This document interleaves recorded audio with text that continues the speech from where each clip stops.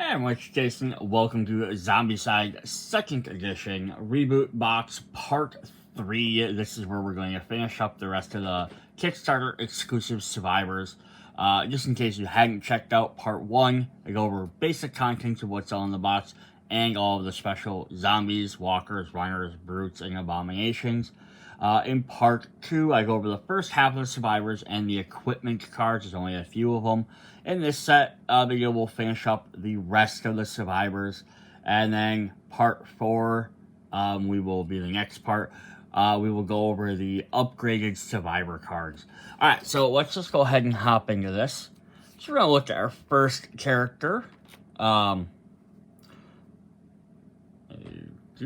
my camera already got moved. Alright, great way to start my video. I had it all adjusted and I bumped it as soon as I started. Alright, so like I'm going to do with part 2 is going to give you a second to kind of guess who you think these people are. All the Kickstarter zombies are generally based off of some famous celebrity, musician, sports star, something like that. So I'll give you a second to try and figure it out, and then we'll go ahead and I'll say who I believe it is. I don't always have 100% accuracy on this. It's me gathering what I and other people on the internet think. There's no official list. So this, obviously, Hayden here is supposed to be Neil. Make sure I say his name in the right order. I always seem to say it wrong. Neil deGrasse Tyson. He's, of course, the physicist. Hayden being a reference to the Hayden Planetarium.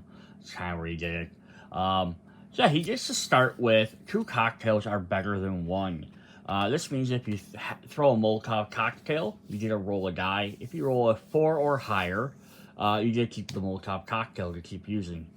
So it's kind of a cool ability because it lets you want to play around with Molotovs a lot more than you normally would. Because usually if you find one, you're probably just going to hang on to it until there's abomination. Because that's what you're really going to need, unless there's just a ton of zombies you need to take care of. But since they hit the board and they go away, you kind of want to reserve them. But if you have a guy that can roll, probably fairly consistently to keep them. I mean, it's over a 50% chance to keep it. You might use them more often. Especially if you get 2 of them, then you might play around with the 1 until you end up losing it. Alright, so in orange, she has 1 free move action and webbing. Webbing lets you treat all items in your backpack as if they were in your hand. So this is also nice as well because then you can keep his Molotovs wherever he wants and keep his weapons wherever he wants, and he still has access to them, so he's not having to stop and rearrange actions for things. Plus, it gives him the option if he wants to be ranged or melee whenever he needs to be. Then in red, +1 die for combat, 1 free combat action, and +1 max range. So the combat ones, again, give him the freedom to do kind of whatever he needs to do. The max range is really cool because we don't see that very often. Which just extends your range for any ranged weapon by 1. So it just let you shoot your pistols a little bit farther, your sniper rifles a little bit farther. But it's only for a ranged weapon. It doesn't let you swing a sword out any farther. My guess is it's probably maybe, for him, his character, they're maybe justifying that because he uses physics and stuff like that, is that he can maybe calculate stuff to be able to, how to use a weapon more efficiently to shoot it farther. But obviously you can't physically extend a sword, even regardless of how smart you are.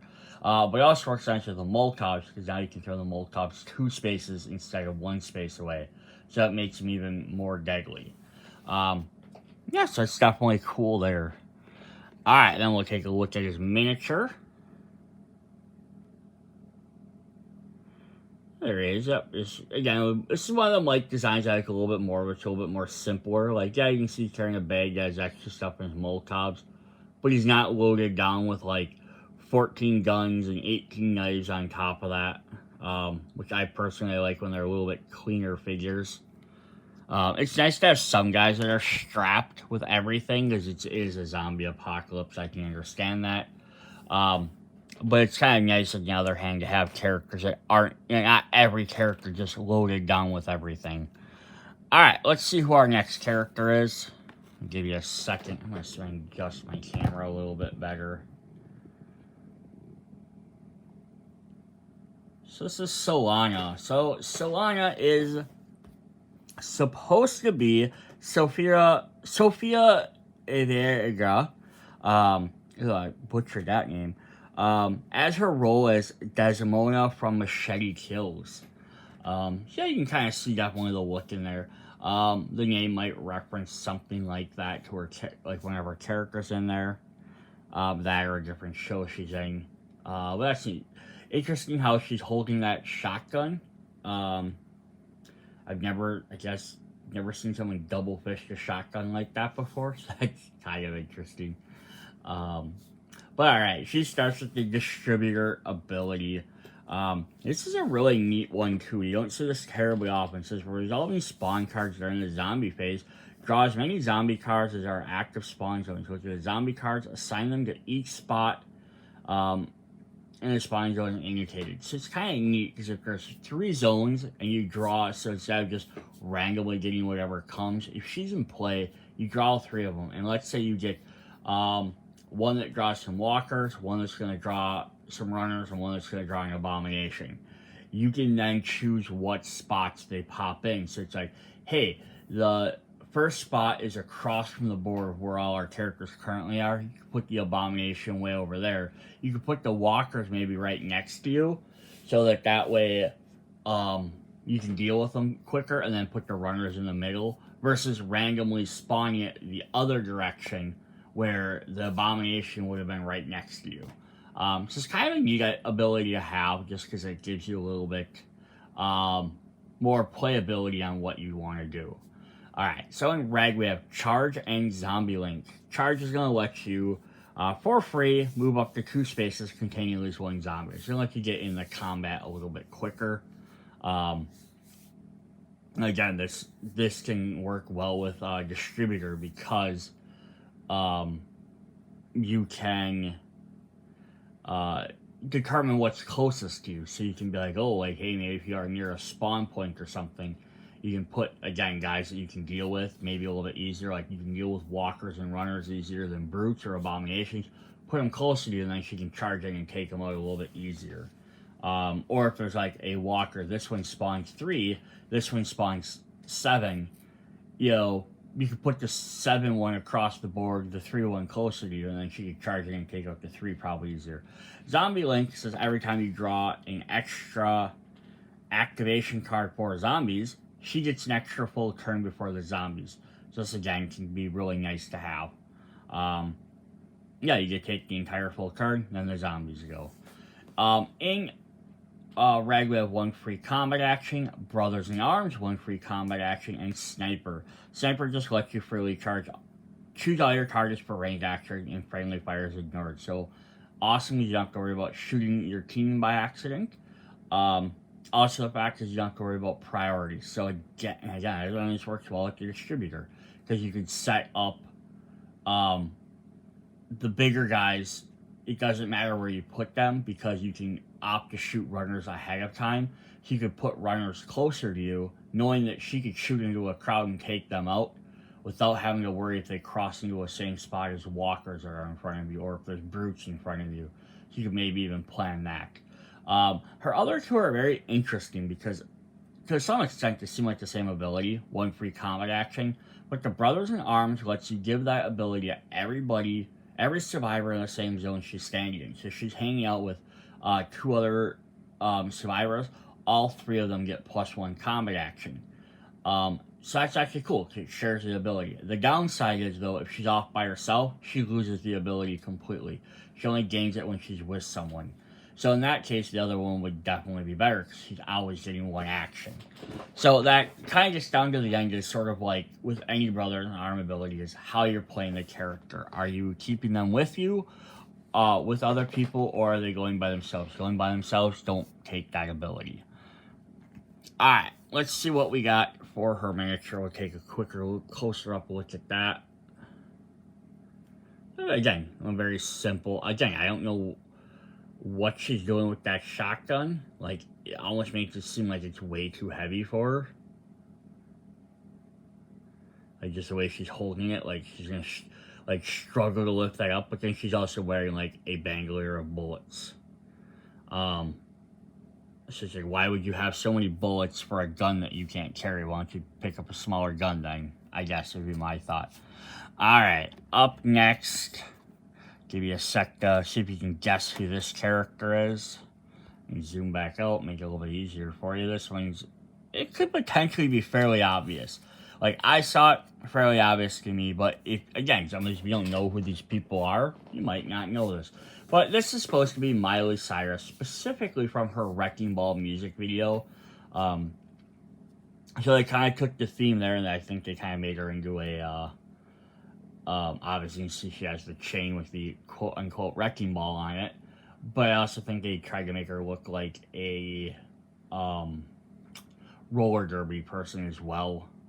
Wouldn't kind of would have given her skates to kind of add to that theme. But it's interesting because there's probably so many different versions you could take, and they sometimes it's weird when they take like these very specific versions of a character, and that's how they use them. But she gets to start with melee damage 2. So she gets to have 2 damage on her melee attacks, which is a very nice thing to start out with. Gives her an extra bonus there. Yes, it says weapons of indicated type, combat, melee, or ranged, used by a survivor have damage value of 1 are now considered to have a damage value of 2. So it doesn't add 2, just she picks up a 2 weapon, it's now not 4, or if she picks up a 3 weapon, it's now not 5. It just takes all her level 1 weapons and turns them into 2s, but it can definitely give you a lot more options for melee. In orange, she has +1 die for melee or 1 free melee action, so she's just going to be a straight up melee character here. And then in red, 1 free die roll for melee, sprint, and super strength. So this is kind of fun for her, because sprint will let you move up to, spend 1 move action and may move up to 2 or 3 zones instead of 1. Entering zones still ends your moves. This will let you, with a melee character, just get right up into the zombies a lot quicker, because you get some extra movement. And then super strength says consider damage value of melee weapons to be 3. So she already starts with one that gives her 2, but if you need to up her even more, you can up her to have 3 strength instead, which is enough to kill just about anything. The other thing I want to show off is one of the items that did come with the game, so we did show these off in part 2, but this one specific kind of ties to her, is it's the Wrecking Ball equipment. Now, it's not owned by her, she doesn't start with it, but it thematically fits the character. So this is actually kind of cool, is it's 3 dice, 4 accuracy, 2 damage, but it's escalation melee, so every time you keep using it, you gain an extra die. So now, it doesn't give her any extra bonus at the beginning, but if you have it with super strength, it would give you 3 for that. But of course, hopefully by the time you're getting into red, you're upgrading at least some of your equipment into the pimp weapons, which are better like that. Because even though that her blue melee is not going to give her a bonus for that Wrecking Ball, it would be better than her swinging a level 1 baseball bat, or axe. But then also the fact is you have other stuff on there, like you could give her a free melee action, which would let the escalation get more, or just +1 die roll for melee, just start with that. Or the fact that she already starts with it, so if escalation in orange, you can do that as well. Just some different options there. Alright, let's take a look at hers.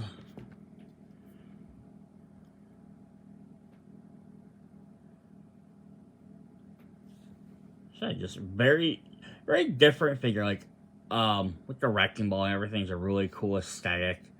I guess my only issue again would have, I guess, sort of been the fact is they just modeled her straight to the costume after what she was in kind of in the video, although I haven't seen the video in full, so maybe she wasn't wearing exactly this outfit. I want to say I thought she was supposed to be like, maybe supposed to be naked, but maybe she just had a bikini on. I don't remember. But yeah, I think they would giving her roller skates and made her look like she's a roller derby person. This would have been a lot more interesting of a design. But I do like the spiked ball. It's different than people just constantly wielding guns and swords. Or like weapons like that. Like anytime they can give someone a little bit different, unique things. If I'm in a zombie apocalypse, you can be guaranteed I'm going to grab whatever item I can get, or like whatever weapon I can have, right? And sometimes, you know, that's what you have. Alright, so up next we have Johnny Law. Now, I think this had a little bit of contention on who this is supposed to be as well between people. So, majority of people said this was supposed to be Jackie Chan, which it definitely looks like it. But there are other people that thought this was supposed to be Bruce Lee. And I can kind of see that as well. I think one of the points there was the nunchuck in the artwork, because people thought, well, I don't think Jackie Chan uses nunchucks too often, but that's like a signature or like an iconic thing you see Bruce Lee using as his nunchucks. But then I think there was like descriptions in the game that kind of led it more to be Jackie Chan. But either way, whichever way you want to go with this character is definitely cool. I would have thought if not Jackie Chan, if Bruce Lee was in there, they would have had something more like his iconic yellow outfit, his yellow and black outfit, or they would have had him as shirtless. Because when I think of Bruce Lee, I tend to think of one of those two like outfits more often. Where Jackie Chan, you tend to see him a lot more in full clothes. Alright, but he starts with improvised weapon melee. So I'm just going to flip this over. It's going to tell us what that does. So once during each turn, then we perform a free melee attack using these characteristics. So it's basically a weapon they always have applied to them. 0 range, 2 dice, 4 accuracy, 1 hit. Yeah, it's not the best weapon, but the fact you automatically start with 1 is definitely a neat idea. Alright, and then in orange, he has escalation, melee, and hit and run. So we just looked over escalation melee before. The actual description for it is every time you perform the same type of attack, so melee attack, you get to roll 1 additional die. So, for example, just even his improvised weapon, he starts with 2 dice. So he has 3 actions right off the bat. If he does a melee attack, he gets to roll his 2 dice. The next time, he gets to roll 3 dice. And his third action, he did a roll 4 dice. It's kind of supposed to be like summing up for this character, like him swinging the nunchuck around. That's kind of like a wrecking ball. It was like swinging in a circle. It's something where the attack of the weapon would repeatedly hit over and over, and it just gets more brutal each time you hit with it, kind of increasing the momentum. And then obviously getting the extra 4th action yell, you can have up to 5 dice total, which then hitting 4 accuracy might not be as bad. Hit and run just means anytime you do an attack action and you defeat at least one zombie, you get a free movement action. This can be great for either if you clear out the last zombie, you can start moving towards the next group, so you're not wasting your extra movement action points trying to get to the next group to take out, like for your first action of the turn, you know, it might help. Or vice versa, you can use a running tactic. You couldn't clear out all the zombies, but you took at least one, you could use it to run away, so you don't have to worry about taking extra damage. And then in red, he has 1 free melee action, jump, and roll 6 plus 1 die for melee. The bottom with roll 6 means anytime you roll a 6, you get an extra die that you can use only if you're using it for melee attacks. And with escalation, you could probably have a very high chance of the more and more dice you get to get an extra roll a 6, and then every time you roll a 6, you get an extra die. So if, like, the first time you roll the dot you attack and you roll, 1-6, you get 1 extra dice. And then if you do your second melee attack with escalation, you've added another dice, so now you're rolling 3 dice, and you roll 2 6s, you get 2 extra dice. And if one of those are a 6, you get another extra dice on top of that. So, like, combining them, things could be very powerful. Jump lets you move up to 2 spaces, but ignoring whatever is in that middle space. So it lets you hop over zombies, or whatever does. You can't obviously hop through a doorway, like over a closed door, but it lets you hop around zombies and other threats like that, which is really fun, because it's a good way to get around what you need to do. Plus, it could work well with hit and run, get you in closer, or maybe get you around stuff. Definitely an interesting thing. So, this character also did come with, I got 2 cards with this, because there's one where the bottom ability had a misprint, so they did reprint it. So, originally the one said roll 6 melee, and I forgot to plus 1 die. So, just a heads up on that. So, if you end up seeing, if you ever end up seeing that sitting around, you got yours in your deck, and maybe you didn't get the upgraded version. That's what that does. Alright, these are taking a little bit longer than I thought they were, but that's alright, because it does. It goes a little bit quicker as we go along, because we eventually start coming over the same abilities, and I don't reread them. I even love the little aesthetic. There's Nunchuck poking out the back of his arm. Like, they could have just ignored that. But that's cool. And he's got his other set of Nunchucks in his pocket there, or his bag. That's pretty cool. Alright. Up next, we have Lizzie. Need a sec to decide and figure out who this is. Alright, so Lizzie is supposed to be Rebel Wilson's character. I think specifically it's supposed to be playing on her character, Fat Amy from Pitch Perfect. I believe this picture, though, was, like, of this exact pose, if I remember seeing correctly, was from, like, a red carpet event. She's not actually even from one of the movies, unless maybe that was, like, part of the movie. She was doing something where she was dressed up. So that's kind of interesting. Again, it's kind of like the Miley Cyrus one, where they took a weirdly specific scene of a character and did it, and I don't know if that's even the most necessarily iconic picture of them, but it's the one they did, and they kind of just copied it. And she has, like, some candy bars, and it looks like chopsticks in her pouch there. Yeah, she's holding a shotgun, though, a little crown on. Interesting character, though. Alright, so she has Dreadnought Fatty. Again, Fatty was the original term. They have now changed it to Brute. But this is the third type of zombie. So Dreadnought just means you do not take damage from that type. It says, ignores all wounds incoming that have an indicated keyword. So although it does say ignores all damage, it means she can still be attacked by them. So there might be other effects they do that could still hurt her. She doesn't take damage. They're still going to target her. They're not just ignoring her off the bat. But that's kind of interesting to have a character start with that ability, hopefully early in the game.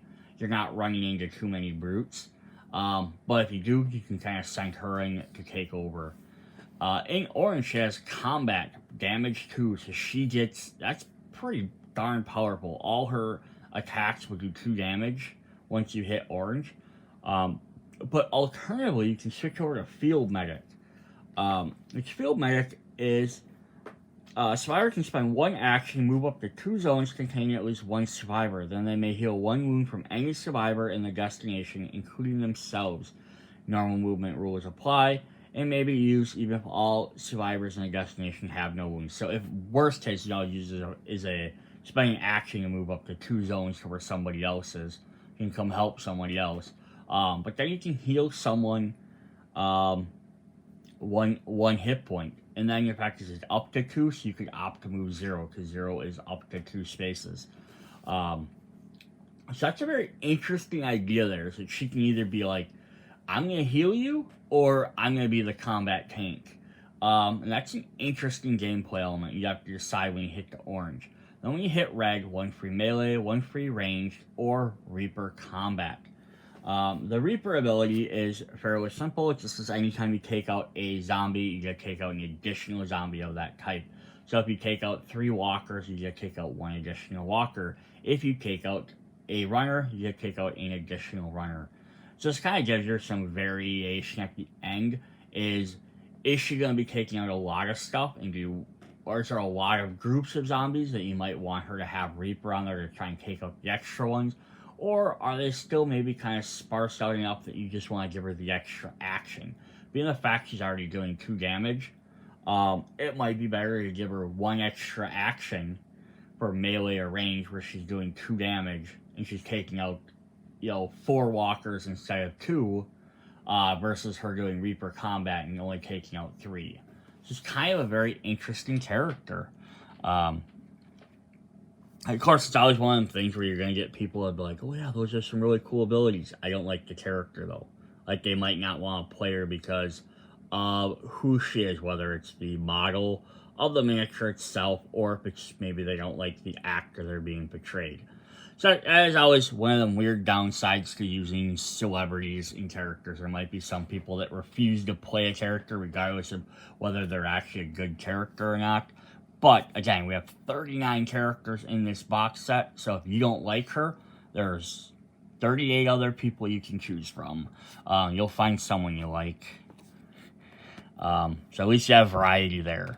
Alright, up next, we have another lady holding a shotgun. They keep giving ladies shotguns. It's kind of interesting. It's a running trend here. Alright, so this is supposed to be, Oprah is who I guess people determine. I think some people thought maybe because it was a black lady that they thought maybe it was supposed to be like Michelle Obama. But I think the dress, just in the way she's maybe holding herself, and maybe the glasses, I think we're supposed to lean towards Oprah. I don't think Michelle Obama has glasses. Plus, I think it also would have been weird at the time. I mean, I guess this would have been after Obama was out of office, but I think it would have been odd to have Michelle Obama in the set as an extra character, but not have Obama. I know technically he's in the presidential box, but I think it would have been weird to have them as separate because I think they're more notably known as like a power couple. I know they do their own stuff, but I think that would have been kind of odd. Alright, but then we also looked at some of the abilities. Some of them make sense as well. We're going to start with Boring Leader. So Boring Leader is going to let you, during your turn, you may give a 1 free action to any survivor users. Please, actions used immediately, then you resume your turn. So this can be very helpful to set up stuff. Some other player ended their turn and they were stuck in zombies. They couldn't get away. They ran out of actions. You could give them a free action to either let them attack again, or if they are able to, maybe they can use a movement ability and get out of the way. You could use it for someone up ahead to, like, whether their turn's taken or not. If you spend an action to open a door, then either your turn you can run through, or someone else can get through the door without having to stop and spend extra actions. You end on an objective. That was your last thing. You got right to the objective rather than waiting until the next turn to activate that. Activate it now, opens a door across the map. Everyone now can start heading towards that quicker. Some various good indications on things you can do there to work with your team. Then in orange we have Brothers in Arms, 1 free movement action, and Lifesaver. So again, Brothers in Arms only works if you're with other characters, but it can again let everyone kind of move together. So you can be in the same spot at the beginning of the turn, right? And then, or like before everyone else acts, and then when she's there, everyone else gets that 1 free move that they could use right off the bat, then they can start their turn. And then if everyone's kind of grouped together, she could get next to some other people. So it could be very interesting. Lifesaver lets you select a zone, 1 zone away that has a survivor in it. You can pull them to your zone. I think that zone also has to have a zombie in it. Select 1 zone containing at least 1 zombie, at least 1 survivor at a range of 1 from you. But yeah, you can pull pull the survivor into your zone, basically pulling them out of harm's way, which is always a really nice thing to be able to do. It's kind of like this character is a good support character so far. Oh, I got a little fuzzy there. Although there is a little caveat on that. It says the player being pulled has to agree to it. Most of the time, I don't know why you would opt to want to spend an action if one of your teammates doesn't agree to have you do it, but I guess it's just so you don't have some alpha gamer being like, I'm gonna do this, and you're not forcing anyone to do that stuff. You can kind of make your own actions. You could always agree, like with killing stuff, you could agree to like not shoot into zones with other people, and you could have a player be like, nah, I'm just gonna shoot in the zone with other people. We'll see what happens. you're not going to make friends. But it's also interesting in case you ever played some sort of versus mode. Alright, so in red we have +1 die roll for combat, Brothers in Arms, Slippery, and Shove. Shove is the opposite almost of Lifesaver. It lets you push zombies from your zone into an adjacent zone. Again, could be very useful for clearing zombies away from you if you are running out of, like, they're being swarmed, just to get them out of your way. Also be used to maybe gather zombies all together. Push one group of zombies into a spot with other zombies, and then you can shoot them all at once, or if you have a molotov cocktail, blow them all up. Could be very interesting. Then Slippery lets you move in and out of zombie zones by not having to spend extra actions. Also lets you walk through zombie zones without having to spend extra actions. So that's kind of neat because it's kind of like free move action. If you had both of them, you start in the same spot. You can easily move in and out of stuff for one free action without having to worry about zombie penalties. So it lets you kind of like get in the thick of it. So she's kind of interesting because she doesn't have a lot of combat stuff for her to be right next to everybody, but her other abilities could kind of help you just manipulate the board, you know, pulling your characters back towards you, pushing zombies away, being able to move through everything for free. Very interesting design there. Alright. Ends up being one of them characters, like, right, you gotta have the other melee and range characters to help back her up, but she could be cool. Now, this is also one of the things I mentioned in one of the other characters. I said, okay, this is supposed to be Oprah. It would have been cool if you had an ability in red that had something to do with, like, what's one thing Oprah's really known for? You know, giving away cars, right? You get a car, you get a car. So that would have been a fun thing if she had one of her red abilities would have had something to do with a car. Like, I get maybe it might be overpowered to, like, have her, like, just summon a car wherever you are. Especially the ability you could use repeatedly, unless they want to make it a special, unique ability that she can only do it once per game. Which even still, that would have been cool, once per game. You know, summon a car within one space of you. But yeah, you know, if they had something where if she was in a car, she got an extra movement point, or she could search cars, like get extra search for searching cars. That would have been kind of neat. Again, it would have been limited. The only missions had cars, but it would have, I think, been a little bit thematic, at least a little bit. All right, so up next we have Grace. Every time I look at this outfit, I know it's kind of just like a blue outfit. I kept thinking it was like a Scrubs. So I was thinking like a nurse type character. And then I'm like, oh, wait, that's not who that's supposed to be. So Grace is supposed to be, I know who this is. I'm just double checking. Ellen DeGeneres. You can see it in the face. Definitely makes sense. It's a sniper rifle, though. So at least they didn't give her a shotgun. I'm not sure what the box she's carrying is supposed to be. It looks like it could be like bleach or borax, but maybe it's like a box of cereal. Not sure. But yeah, kind of interesting. Alright, so she's going to start the sniper ability, which is really fun to just start with that, because then you can kind of just sit back as a ranged character, let your allies run up, and you can still participate in battles with them to work and really protect them. In orange, she has +1 die for range and 1 free range action. So just doubling down how you want to play that range. And then in red is the same stuff. +1 damage for range, which makes all your range do more damage. Or +1 max range, which could be helpful if you're, need to get farther into the crowd. Or point blank, which is also a fun one to have for that. Sides may perform range actions in their zone no matter the minimum range. Resolving a ranged action at 0, survivors can freely choose targets to eliminate any type of zombie. So basically, it just turns your gun into a melee attack, more or less. But you still get bonuses from all your ranged stuff. But that's kind of fun. Sometimes the ranged weapons can have really good damage or maybe high dice rolls, but they have really hard accuracy. because of that. But yeah, if you get up to the fact that you can stand right, if they end up getting next to you, the fact you can still maybe use your sniper with all your bonuses. Otherwise, yeah, though, she might get up there and lose all her extra abilities. Or maybe not have had a melee weapon on her because she was a sniper in the back. So that's definitely a cool character to have. I like having sniper characters. I like how you can have some different thematic things, just a melee, a sniper, a support character. Come on, focus, camera. There she is.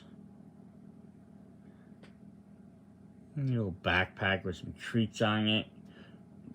Even like the fact that the sniper rifle has its stand there, so like you can tell she's definitely getting ready to like just drop it down and use it, or maybe she just picked it up and she's moving to a different spot.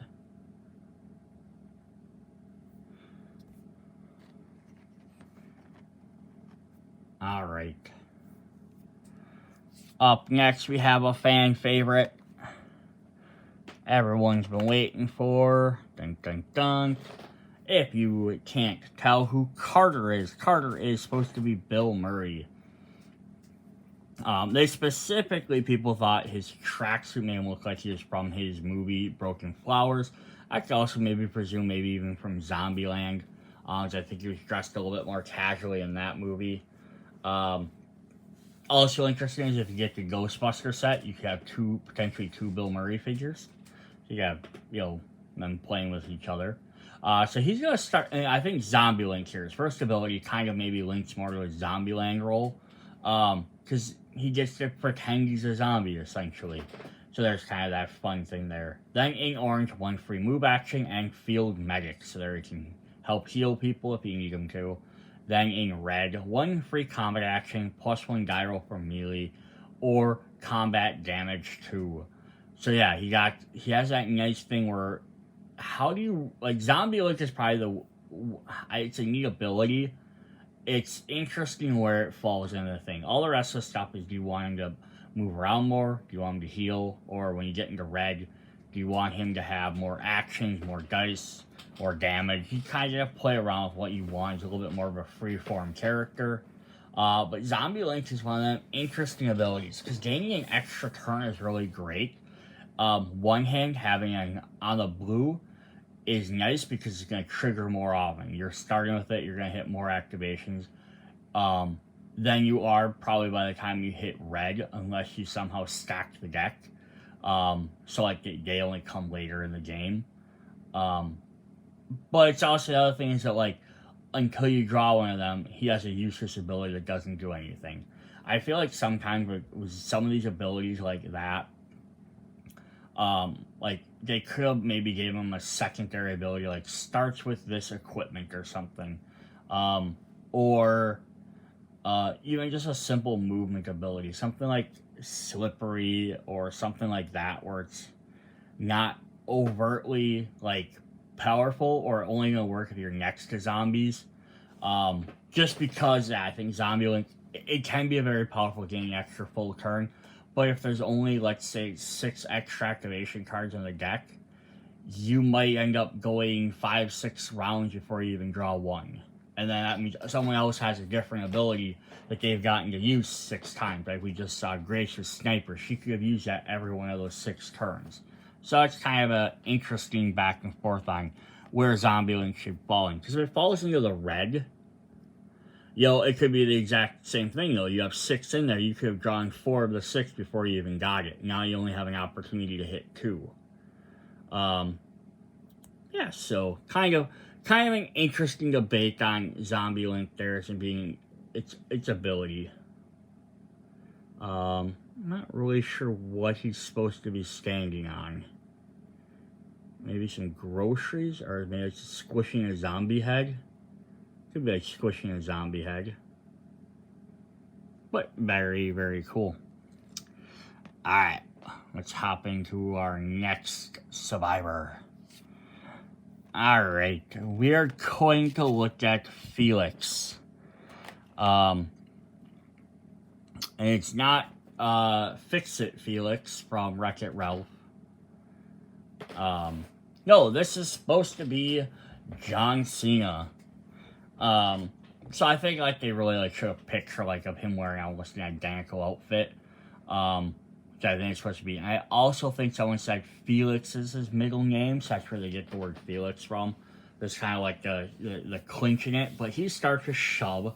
Makes sense. He's gonna push people away. He's a big guy. Just get out of his way. And then in orange, he has one free melee action or jump. Being a action star and a wrestler, this kind of makes sense. Extra attacks or getting to move around. Then in red, +1 damage for melee, slippery, and taunt. Extra melee damage is always welcome. Slippery lets him get in and out of spaces. You can even say without being seen. John Cena's "You can't see me." And then he has taunt, which is I think a very wrestler-ish move. So I love taunt. Basically, it is select a zone up to 2 zones away from the survivor, having a clear path. Does not have to have a line of sight, but zombies have to be able to get to you. It can't be through doors or through barricades that they can't get around. Closed barricades. It could be like a wall height, like a sandbag, because they can still see you over a sandbag. They just can't walk to you. It just has to be something that they can get through. Can they get? Because they could go around it. I think there's a way for them to still get around it. They might not be able to walk directly. They have to go like 2 spaces around. But whatever. It's really fun because then what the zombies do is they get a free activation to try and get to you. They leave all of their survivors alone. They don't attack them. They leave their zone. So it's a great way to pull zombies away from your other survivor friends so that they're not dying. Or you could use it as a trap mechanic by luring them closer to characters that have range or melee, separating groups out. Like if you have a bunch of zombies that keep spawning, they're like walkers are all walking like 1 space away from each other. You could pull them a little bit closer so that way, if a melee character runs in and takes out the first group, they don't have a second group that's going to move right on top of them. It gives them a space of buffer.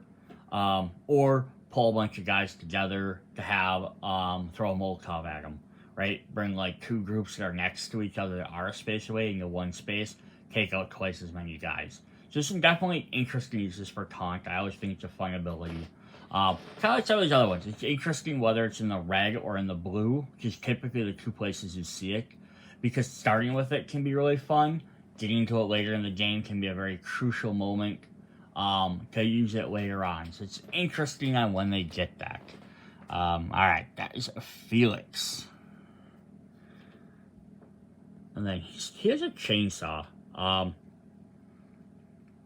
that'd be kind of cool if he started with a chainsaw though too. Instead of shove, just starts with chainsaw. But yeah, just big hulking guy running at you with a chainsaw. Probably doesn't even need to turn it on. He just whacks you with it while it's sitting there. He just uses it as a sword. Alright. Up next, we have...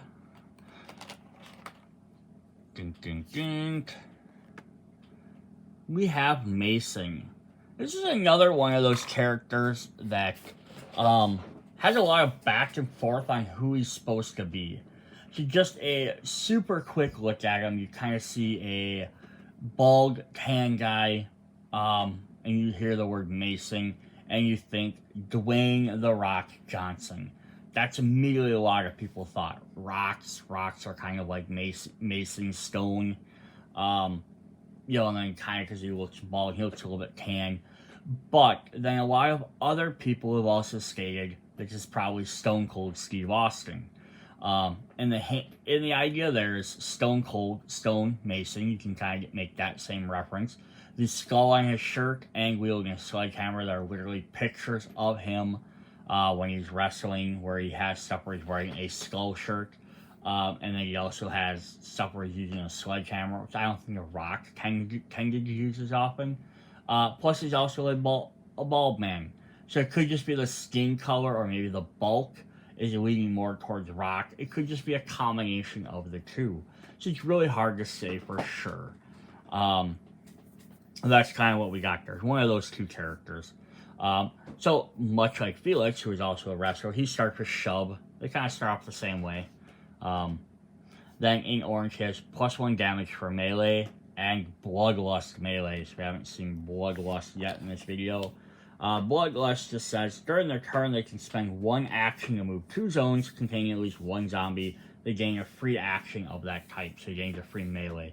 So it's essentially spending an action to combine your move and attack action into 1.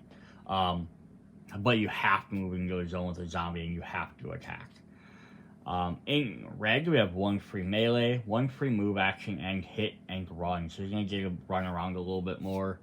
And then hit and run, obviously, take out a guy to get a free movement action. Definitely cool. Alright, we do have equipment that kind of fits with this character. It is Mason's Sledgehammer. So it's going to be used to open doors. Melee does 4 dice at 5 accuracy, does 2 damage, and a roll of 6 plus 1 damage for melee. So this could be very crazy if powered with him, because you could have the orange plus 1 damage for melee as well. So then normally this would do 3 damage every time you hit with it, and then if you get a 6, every time you get a 6 it ends up doing an additional, so you can even do like 4 or 5 damage. So you could probably take out an abomination with this if you got some really lucky dice rolls. But that's kind of neat there. Again, it's not directly like his card. He doesn't start with it. It's just in the deck of cards. But it kind of thematically fits with him, especially because his name is in there. Alright, let's take a look at his miniature up close. So here's the thing, is like the skull shirt disappears once you get to the miniature. So if you want that, you have to paint it on there. But yeah, here's a guy wielding a giant sledgehammer. Whoops. Which kind of like, some of the other characters, like the design. Just someone that's not only using guns and swords. Just makes the board look a little bit neater, makes some of the characters look a bit more interesting. Alright, up next, we have Little Will.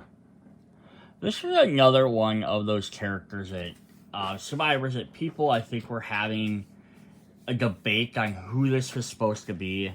And it fell between Little Wing, which I think is just Little Wing, Little Will, kind of sounds familiar.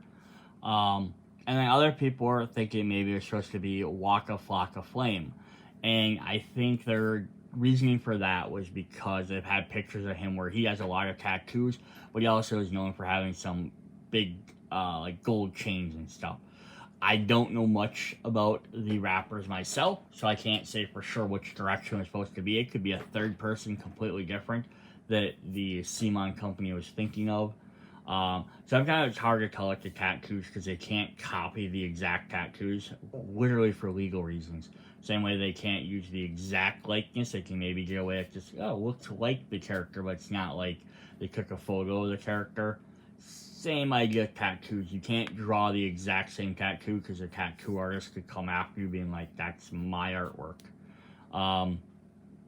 So yeah, it's hard to tell with them sometimes. But let's see what he has. He's wielding an axe and a little submachine gun. He has 1 free move action, so he's going to get a bounce around the board early. In orange, he has melee damage 2 or ranged damage 2. Very interesting. So now the question is sometimes, why do they split these into 2 instead of just giving him combat damage 2, which would cover both? I think the idea is they want to force you as a player sometimes to like pick what direction your character has to go. They could just always do combat and just not have range or melee and let you just, it's combat, I can pick which one I want. But sometimes if they force you a direction, it makes your choice. So if you pick melee for orange, then now when we hit red, we have 1 free melee action, 1 free ranged action, or 1 guide to combat. So if you pick the melee damage 2, you're probably going to, in red, either pick the +1 guide for combat or the free melee action, depending on if you want extra dice for more hits, or if you want to be able to do it a second time. You're generally, I would say, not going to pick damage for melee and then pick a ranged attack, but that's not always necessarily the case, because you could end up doing the extra melee right off the bat, and then by the time you hit red, you might have to switch to ranged attacks, Or maybe you picked up a really good ranged weapon that has 3 damage, so why would you need the 2 damage when you can just sit there, but hey, that extra range might be beneficial at that time. Yeah, so very, very cool. Very different character. I like all these guys that have the extra damage because they don't have enough characters that have those abilities. Because sometimes that can even be like, I'd say maybe consider being played on like easy mode. Just where your character can do an extra damage right off the bat so you can take out brutes without having to like, get extra better equipment. Makes the game, yeah, again, you can make it a little bit easier for that. But for the sake of fun and gameplay, that might be worth it, right? You have some new players to the game. Give them these characters are a little bit more overpowered versus maybe the base game characters, which have more general abilities. Are a lot more like the +1 guy, +1 rolls and stuff like that. Give them a character like this that has 2 damage, and then all of a sudden watch them have fun. And then, hey, now that they've enjoyed the game, they like the gameplay style, they don't feel like they're struggling, then maybe you can get them to play some of the other characters. It is an idea. Again, it might not be for everybody. Alright, we have another character here. I think some of these, like, I'm not trying to be generalization, but like, the rap characters or, especially the urban black characters are a little bit maybe harder to tell sometimes who specifically they're supposed to be, because it's more so if they're based off like musicians, because they're not directly you don't a lot of times have like just general one iconic picture. They have so many pictures of them from concerts and albums and music videos that it's hard. They don't always pick one very specific image of them. So this is one of them characters that has a bunch of people who everyone thought they should be. So the 2 common like musicians, people thought this could be potentially Diana Ross. She's known as the queen of the queen. But then they showed like people like related to an image where she's walking down like some steps. She has a flowing dress, not like regular street clothes, but she has like a bunch of fur and stuff kind of building back. Her arms are kind of in the same pattern, so people are maybe linking to that. Plus she had on some like blue necklace. Again, I'll have to do a video where I do like comparison of all these things. But they're kind of linking that. The other ones people thought for like rapper musician might have been Nicki Minaj. I think just being a prolific black woman in the music industry, maybe they're going maybe towards that look. Someone like lit hair at some point. Sometimes she's wearing fur like that, kind of idea. I don't know if there's anything directly in there. You could maybe say like she's the new queen of like pop and rap. So there's always that. The third one, which I don't tend to agree with, but a lot of people were trying to say it was, and sorry if I mispronounce her name, but it's Anna Diop, who played Starfire on the live-action Teen Titans show. They're only going off of like a promo, like one of her early season-ish like pictures, where it's literally a woman with a big fro who has like a furry cape or furry jacket on. This is before in that show when she actually got an actual costume, and that was supposed to be like her quote-unquote costume. So I think that's sort of a stretch just to be like, oh, it's a black lady with big hair and fur coat, that must be who this is. I think that's pushing it, and just people are just hoping. And I also think that because typically with Zombicide, if they're going to start doing a group or someone from like a TV series like that, they tend to do all of Big Bang Theory, or they'll do like if they're gonna hit like a TV show or something like that, they try and get like all the characters from, or a couple at least. Like they did like sometimes do like Rick and Morty, or they do like groups. I would have thought they were gonna try and do superhero characters like they did in fantasy. Black Plague, they did like a couple X-Men, but it was like Wolverine, Storm, and like 1 or 2 other characters that they kind of played off of. But it'd be weird if they just did Starfire for this series. Like, they would have also done, like, someone that looked like Beast Boy or someone that looked like Raven. I would have been like, oh, okay, maybe. That's just my thought. Alright, anyhow, let's jump into her abilities. Not me rambling. She has Taunt to start with. Very interesting ability. This maybe also might lead to the Nicki Minaj. She seems kind of like a taunty type person. Born Leader and Duel Expert. Born Leader is always fun to give you them extra things. And Duel Expert says Survivor has a free combat action as long as you have dual weapons equipped. May have been used when using dual weapons. So you can give her 2 pistols or 2 swords or whatever. She can get a free action every time, but then she can use both weapons. It's very powerful. +1 die for combat, +1 free combat action, and hit and run. So this is actually a fun character because she's not, again, specified to where she has to be. So this could be a neat one for beginner players because it's like, you get some interesting abilities like Born Leader and Taunt to help maybe manipulate the board a bit. But don't you actually get into her combat stuff? It's what do you want her to do? You do whatever you feel like fun.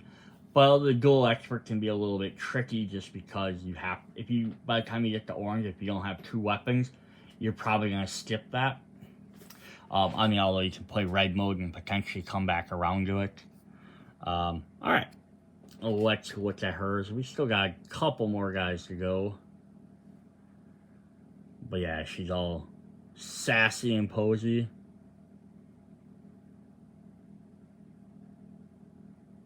Definitely ready to go.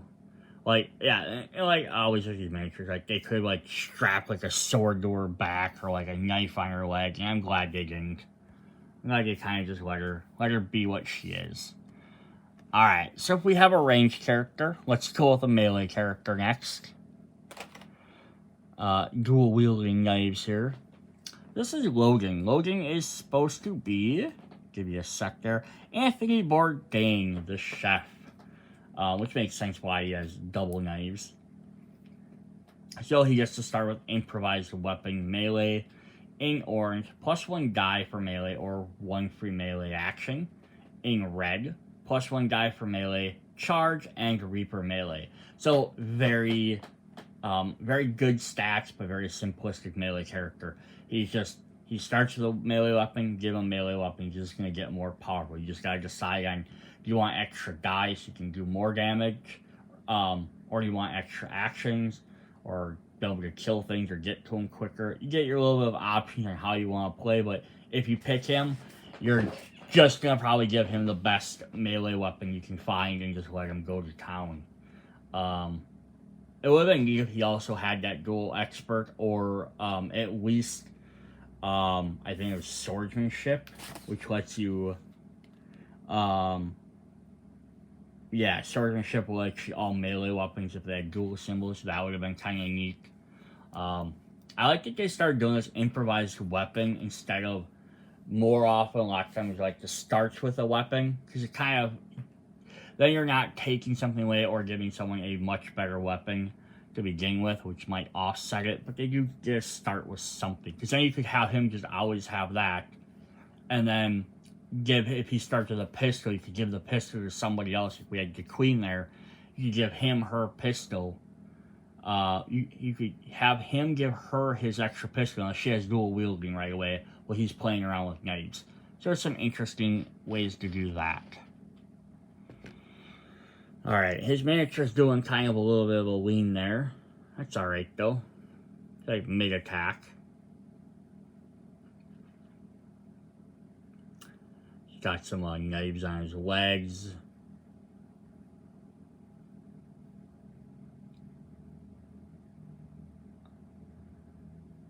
Alright, that's cool.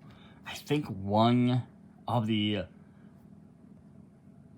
other sets you can get a Gordon Ramsay one, so it's kind of neat. You could have these guys like playing together. You got like a chef set, be kind of interesting. All right, up next we have Big Devil. I believe it's also listed in the information. His name is Big Devil Lehman, Lehamn.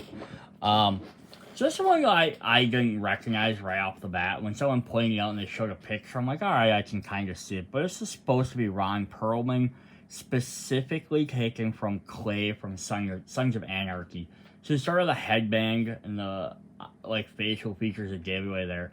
I just guess I'm not as used to seeing Ron Perlman with like a mustache and like beard.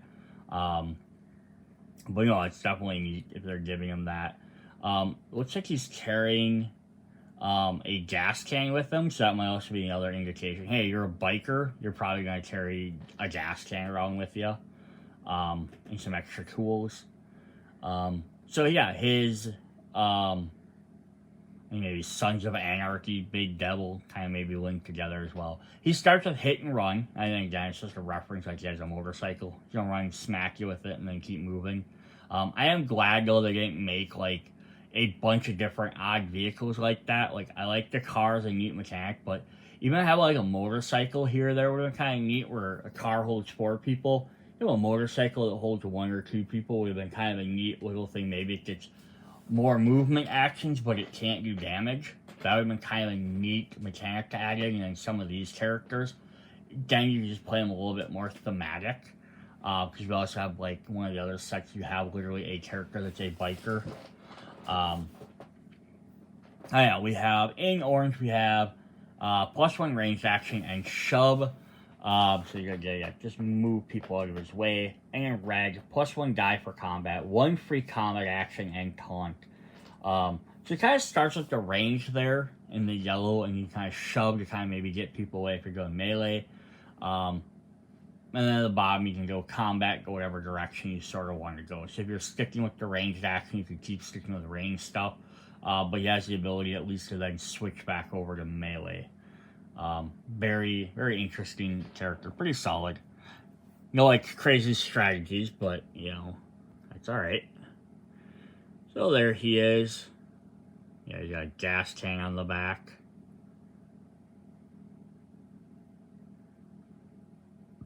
Just prepping to shoot someone with that. I don't know what... Oh, that's just his jacket. I was like, what's that piece right there? But it's just his jacket kind of flaring up. Cool. Old Ron Perlman. Alright. So in the previous set, we had Her Majesty. So to go along with that, we're going to get the Prime Minister. So we did have the presidential box you can end up getting. So we're going to get some of the British characters as well, governing. I don't know why. You know, I might be terribly wrong on this, but for whatever reason, in my brain at least, when I saw the Prime Minister, my brain said Winston Churchill. Maybe he's not the Prime Minister. Maybe he's just a high government person. But I think they also list on here... Do I have this on here? No. They have listed on the one thing his dog's name as well. So it's like Prime Minister, and usually at the end of the character's names they have like the, you know, like the bank robber, the motorist, the, you know, librarian, and his was the Prime Minister, and I think it's Dodo, which is the name of his dog. It would have been kind of cool if he started with an additional companion card, with just the dog, and he came with a companion mini. That would have been kind of neat. But instead what he does is, I think to represent the dog, he starts with 6 health. So he's one of the very few characters in 2nd edition that has 6 health, and it's just to represent that his dog would be there instead. So he doesn't get any extra actual activation or ability right off the bat, but he's a lot stronger. In orange, he has Bloodlust, Melee, and Escalation Combat. So yeah, if he moves in, he can go in action and attack with Melee, but Escalation Combat gives him some freeform what to do. In red, 1 free combat action, Dreadnought, Abomination, and Taunt. That's crazy though, right? Dreadnought, Abomination, so he can't be hurt by abominations. So he can run in, take out whatever. He doesn't have to worry about that. He has extra health, so he can be a very good tank. Give him some good weapons. That escalation combat, you can do lots of multiple damage.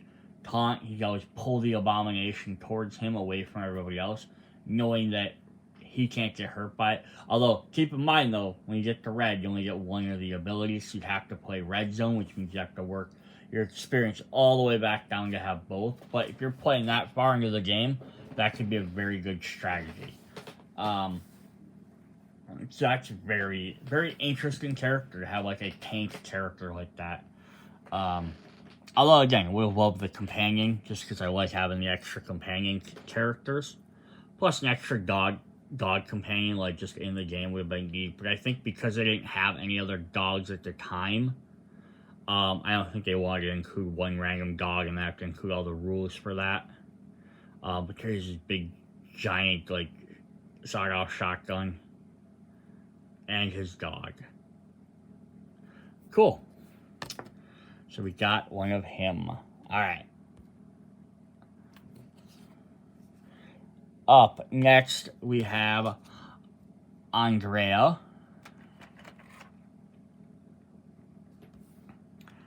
Andrea is supposed to be RuPaul, the famous drag queen. I have no idea why she's named Andrea for sure. Maybe that was RuPaul's actual name. Might be, not for sure on that. This kind of mimics the queen sort of opposite pose where the queen has her guns back and little tiny guns. Andrea has big giant guns that are pointed up. It's sort of like a similar-ish pose with the fro and everything. But definitely neat. You see, getting ready to hit some combat. Starts with full auto. Full auto is a crazy ability. Says when resolving a ranged action, a survivor may substitute dice with a number of ranged weapons with a number of zombies scanning in the zone. So what that means is if she's firing a gun that has one die into a zone of zombies that have 5 zombies, she can roll 5 dice instead, 1 for each zombie. It makes that really cool to be able to just take out a lot of guys at once. Skills affecting dice values still apply. So that right away to our next ability, we have +1 to die roll for range. So with full auto, she automatically gains +1. So if she now is rolling 5, she gets to roll 6. Or you can have range damage too, which is even more crazy. You're shooting a bunch of shots, but now you do 2 damage for every one. Then when we get to red, she has dual expert, point blank, and roll 6 +1 die range. Very powerful abilities. Point blank, again, lets you use your ranged attacks at melee range. And then dual expert lets you have a free combat action as long as you have dual weapons equipped. So yeah, you full autoing with range, damage 2, and dual expert. So now you get to roll dice for each weapon. Plus, you could unlaunch it for how many characters are. You could do a lot of damage.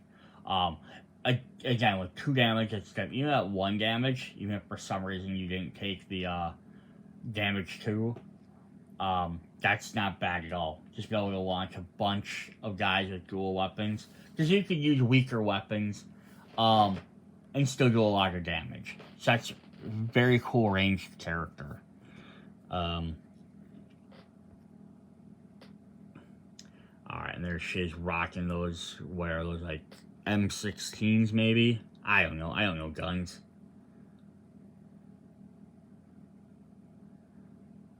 But yeah, that's definitely a neat ranged character. Again, that's one I would say is a little bit overpowered, but that's fine. Alright, 3 guys to go.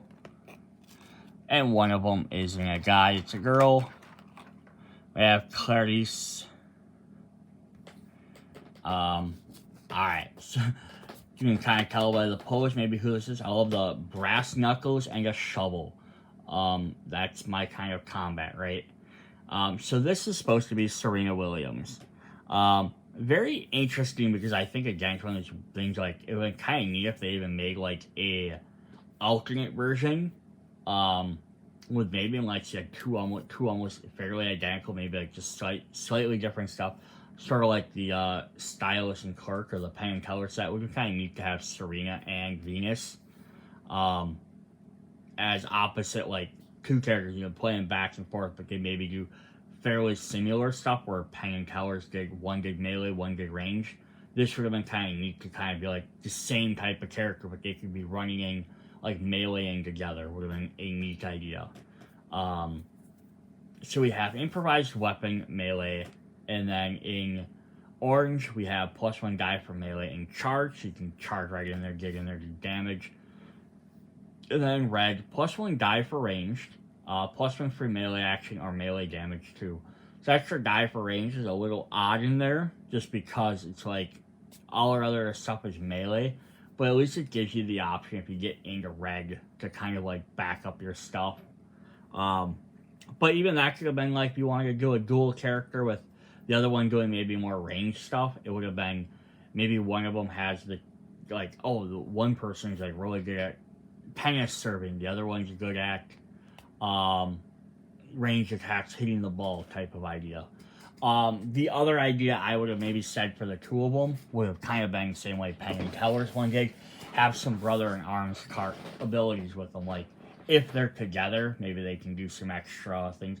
I don't know how often they played doubles, though. I know they get a lot of solo stuff, but it would have been kind of neat to have both of them, because I think they're kind of somewhat iconic linked together. But this is what they did, so it's what we have. Alright, let's take a look. I still love that just miniature, though. This is probably one of my favorite miniatures.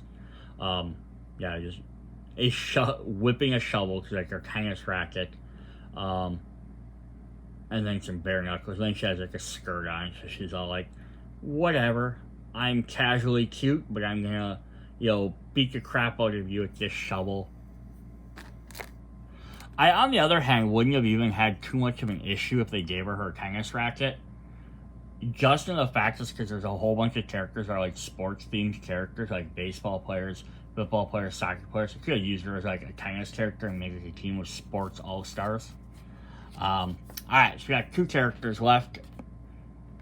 Another one that a lot of people were excited about is Jay. So if you haven't, you can't tell right off the bat, Jay is supposed to be Robin Williams. Now, what's interesting about him is he's various Robin Williams. He's not specified directly off of one thing. You can see his little bag of goodies there, and on his shirt and everything kind of references all his different movies. Like the strap on the bag is kind of like a rainbow suspenders from Mork and Mindy. He's got the stethoscope around his neck, which would be from like Patch Adams. I don't even know what all the different references are for sure off the top of my head, because there's just so many different ones. There's like whatever's hanging out, something that's just hard to tell in these images. Let's see if I can zoom up on this a little bit more. He's got like a pipe over there. He's got a candy bar, some glasses, a leaf with a dice on it, dog tags, so it's attached to his button maybe. Yeah, very interesting. So what's Jay do? He has brother in arm +1 die for combat. So not, it could be very good, could be okay. Straight off the bat, everyone getting 1 extra die when you stick together, but if they all start to separate, you then lose the ability. In orange, 1 free move action and lifesaver. Makes sense, kind of helping people out. And then in red, +1 die for combat. Brothers in arm, 1 free combat action or born leader. So he's a very good support character, pulling people out, giving everyone bonuses, or telling people kind of what to do. Solid support character there. Alright, let's look at his little miniature. Now, it's how much of that stuff is going to come out in his miniature. Kind of see some of it. I think the rainbow would be really hard to, like, paint on there.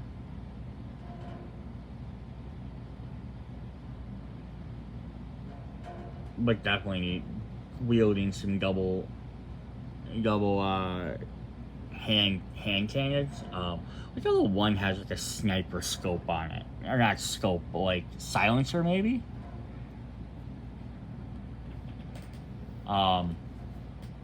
Very interesting. All right, our last character for the reboot box is we're gonna go melee, and we're gonna go with Isaac. Isaac is Jason Momoa. So half the Mountain from Game of Thrones, half Aquaman. I think his look looks a little bit more Game of Thrones-ish, just bare shirt and that kind of a little bit more than Aquaman's was. But I think like references and his thing is Aquaman. So he starts with Swordmaster. which says Survivor treats all melee weapons as if they had the dual symbol. So yeah, give him two bladed weapons of the same type, and he's gonna go to town with them. In orange, 1 free melee action and +1 die roll for melee. And then red, +1 die for melee, +1 free melee action or charge. So very straightforward melee character. Just give him 2 weapons so he can dual wield and do more damage. You need to roll all the dice together, and then he's just gonna go ham on however you want to give him extra action, either doing more actions or getting more dice rolls. Very cool. So that is what we have for the 2nd edition Reboot Box. So yeah, go, if you haven't for whatever reason, go check out part 1 to see the zombies, part 2 to see the first half of the survivors, or check out part 4 to see all of the upgrade cards for Zombicide Classic or Zombicide First Edition. Alright, see you guys later. Bye.